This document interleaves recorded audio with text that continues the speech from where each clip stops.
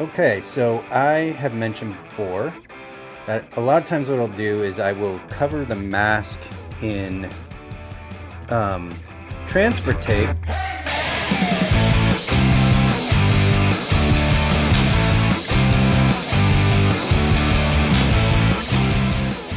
Hey everybody, welcome back to Maxflo Industries. I'm Mike, and this week finally got around to doing this Joker mask. As I mentioned before, sometimes if I don't know how I'm gonna do something, it gives me anxiety, and then it's hard for me to get started on it. It took me longer than I wanted to get this mask done for this customer, the most patient customer ever. And but we're done now, and I will come back on the other side of this, explain more about the process, some things that I did in the video that might not be clear, or it might be a tip that somebody could use in the painting world. And so yeah, stick around to the end and I will come back and talk to you, and I will show you some glamour shots of this mask. See you on the other side. Okay, so I have mentioned before that a lot of times what I'll do is I will cover the mask in transfer tape, which is like a paper type of tape that's used for transferring vinyl to a surface, and I will cover the mask with this. This is a common technique that a lot of goalie mask painters use. And then I'll sketch out on the mask so I get an idea of where everything's kind of gonna land on this. I don't know where the chin piece went. I'm gonna have to add that chin piece. Then what I will do is I will come over here, I will peel it off of the mask, stick it on a flat surface, and take a photo of it.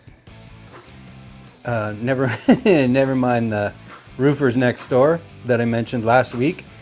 And then from there, I will take it into Adobe Photoshop on my drawing tablet, and you will get to see me work on tracing over that and getting it ready to go to the plotter to have it cut on vinyl, and then the vinyl go back on the mask and it'll get painted. So yeah, here we go.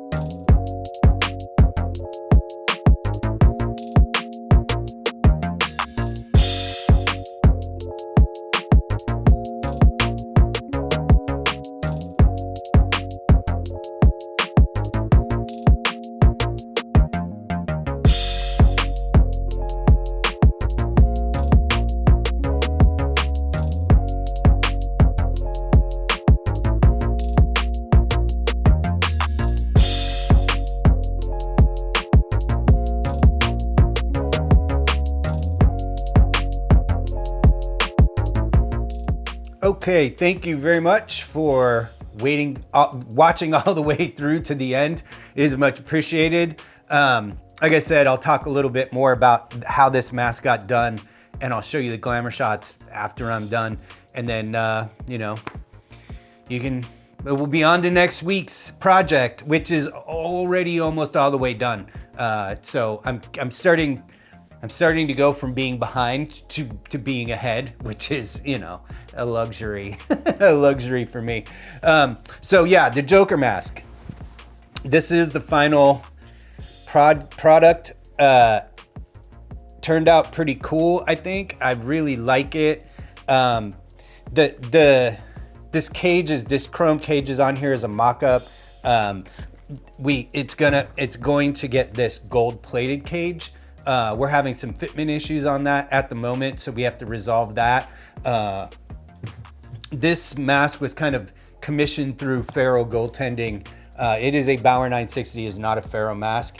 He just kind of brokered the paint deal, and yeah, turned out pretty cool, I think. I love the way the hair comes around the back. That was the customer idea. And the teeth are actually gold metallic. They look a little bit on the brown side, but they are gold metallic. The teeth came out nice. Overall, it turned out how I wanted it to, which is always, you know, that's always the goal. And it is very rarely the how things turn out. But yeah, super fun mask. Thank you very much to the customer, Caleb, for being so patient with me on this. Took a little while to figure out what I was going to do and to get it going. And yeah, so with this mask, there was a couple things in there. One, there was a point where I was spraying and it didn't look like I was spraying anything on there. I was using this airbrush, which is called it's an Iwata TR, and it's kind of somewhere between a paint gun and an airbrush. It does like a bigger spray pattern than a regular airbrush. And so what I use this primarily for is I paint on a product that's called Intercoat Clear. The Intercoat Clear is just basically clear base. It is a non-catalyzed clear coat, but when I paint with almost all candy paints, and they're basically just that Intercoat Clear with a dye in them. And so if you do not seal those before you put clear coat on the mask, they can bleed. And so the Intercoat Clear goes on, it locks down all the candy paints. So when I do my final catalyzed clear, it doesn't run those candies. So that is one thing that you saw that you might be like, oh, what is he doing there? Also, you might notice that when I'm drawing on my tablet, the design that is on there, that you see there, doesn't really match up with the design here. Sometimes what happens is I will draw these things out, and then when I go to do the mock-up on the mask of the printed pieces, I'll be like, oh, well, I don't like the way that ear looked. I don't like the way the nose was or whatever. And then I'll go back and change it before it goes to stencil. So that would be why you're like, that doesn't look like what he was drawing on the tablet. That is why. All right, that's going to wrap up this one. Thanks again for all the subscribers and viewers. Still doing great on this channel, having fun doing it. And yeah, come back for next week. We'll do that Felix Potvin replica by Harrison. And then we've got some cool stuff coming up after that. I've got my whole spring planned out. I've got a ton of cool mask projects for you guys to watch. And I'll see you later.